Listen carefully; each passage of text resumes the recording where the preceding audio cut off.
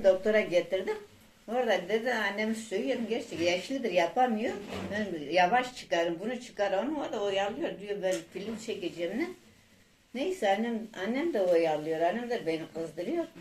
Söyledim dedim gitsin giyin, beni giydir diyorum suyun. Sonra hemşire dedi ne oldu, çabuk ol dedi, ne oldu sana, daha hazırlamadın mı? Ben dedim artık yaşı bu kadar dedim, sana orada ne girdi?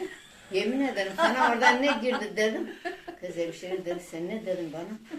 Üstüme geldi bir hemşire daha geldi. Sonra yemin ederim korkuda gittim annemle giydirdim çabuk getirdim ha geldi ki beni de olsun dedim. Yani ben de korktum.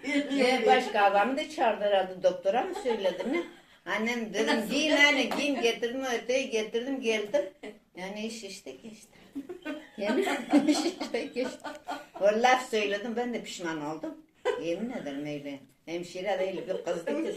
Sen bana ne dedin dedi.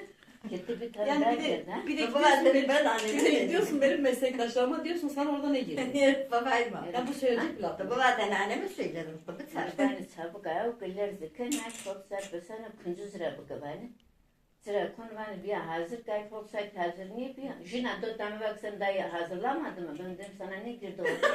Ancak yemin ederim öyle ben de artık ben dedim sana ne girdi orada ancak Ay bu teyze. sefer de getirip çekmedi korkular yani iki hemşire üstüme geldi. Teyze.